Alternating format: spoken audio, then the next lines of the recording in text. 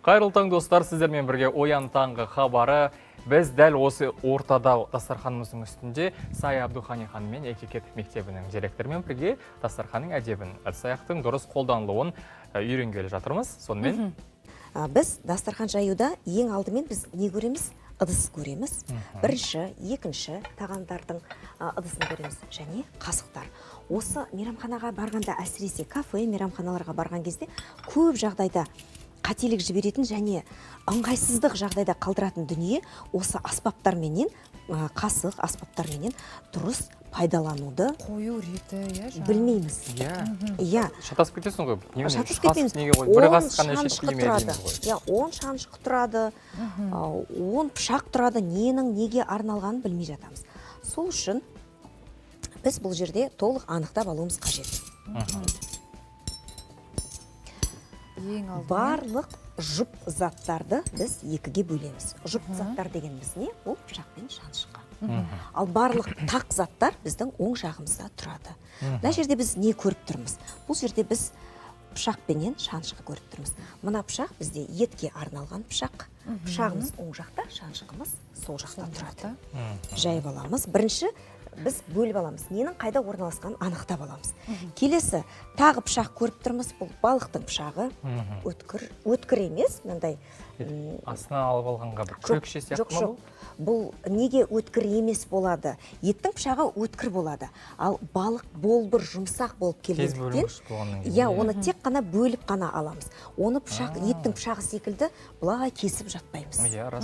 Сондықтан балықтың пышағы өткір емес болып келеді. Балықтың пышағын оң жаққа, шаншқысын болып келеді. Шаншқысын біз сол жаққа қоямыз. Шаншқысы ерекше екен, мына ортадағы ойығы бар. Не үшін екен ол? Ортадағы ойығы бұл балықтың пышағы екенін түсіндіру үшін, белгісі болу үшін, ерекшелендіріп тұру үшін жасалған арнайы. Біз аспаптарды екіге бөліп қойдық. Бірақ бізде мынадай нәрсе бар. Бір ғана шаншқы бар, оның пышағы жоқ. Ол тақ болғандықтан шаншқы сол жақта тұрады. Мынау бізде кішкентай ғана шаншқы, десерттік шаншқы. Сондықтан бізде десерттік қасық бар және шаншқы бар. Сондықтан оны біз жоғары жаққа орналастыруымызға, қиғаш түрінде орналастырып қойымызға болады. Неге жоғары жаққа? Мына жақта көп болып кетпес үшін. Ыңғайлылық үшін ғана. Алыстап кетеді ғой. Және бұның неге біреуі қасық, біреуі шаншқы? Қасық деген нәрсе бұл бір жұмсақ десерттерге арналған. Желе сияқтыларға. Жұмсақ чизкейктерге арналған. Ал қатты десерттерге ол шаншқы.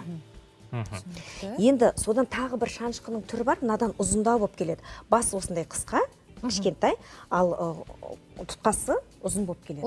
Ол устрицаларға арналған. Ол да жалғыз шаншқы болғандықтан біз оның оң жаққа қоямыз. Бұны есте сақтау қиын емес пе? Мысалға, устрица тұр екен, қайсы қасық етті? Ешқандай қиын емес. Себебі шаншқының оң жақта тұратын бірақ қана түрі бар. Устрицаларға арналған. Қалған шаншқылардың барлығы сол жақта болады. Шаншқының өте көп түрі жоқ. Шаншқының ең басты түрі еттерге арналған, балықтарға арналған және көкөніс, жеміс, салаттарға арналған шаншқы түрі болады. Шаншқылар сол жақта тұрады. Қалған аспаптардың барлығы бізде оң жағымызда орналасады. Енді осы аспаптардың ара қашықтығы дастарханның шетінен 4 сантиметрлік, демек 4 саусақтық ара қашықтықта болғаны абзал. 2 сантиметр етіп орналастырсақ та болады, бірақ біздің шынтағымыз тиіп отырған кезде ол жерге түсіп кетуі мүмкін. Сондықтан 4 сантиметрлік ара қашықтықты таңдаймыз. Енді біз өзіміздің аспаптарымызға оралайық. Аспаптарды біз қалай жаямыз?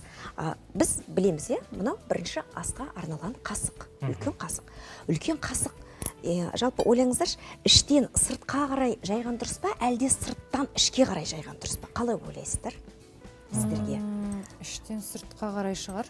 Ал қолданатын кезде негізі сырттан басталатын сияқты ма? Сырттан басталады деп ойлаймыз. Көрдіңіз, пікірлеріміз біздің екі түрлі болып бөлінді. Іштен де деп ойлаймыз, сырттан да деп ойлаймыз.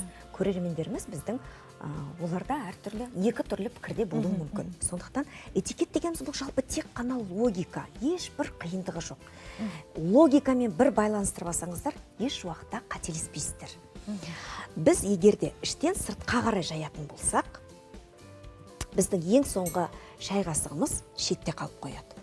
біздің аспаптарымыз дастархан басынан алынған аспап қайтадан дастарханның бетіне оралмайды. Сондай бір ерекшелігі бар. Бірінші асымызды ішеміз барлығын жеп болғаннан кейін ең соңғы қасығымыз біздің сырт жақта қалып қояды. Сонда ол көршінің территориясына еніп кеткендей болады. Көрші адам екеуміз бір-бірімізге ыңғайсыз жағдайда қалуымыз мүмкін. Сіздің қасық па, менің қасық па дегендей. Сондықтан біз сырттан ішке қарай жаямыз. Кәдімгідей бір шахмат ойнаған секілді дүниеге, не? Ереже. Бір рет оны бір үйреніп алсаңыздар, Әрдайым еш оңай уақытта өтеді. оны ұмытпайсыздар. Қазір таңғы ас ішіп жатқан біреу бір шаншқы мен бір қасық ұстап алып, мыналар не айтып жатыр деген сияқты ойға келетін Жалпы шығар. ол қоғамда қалады.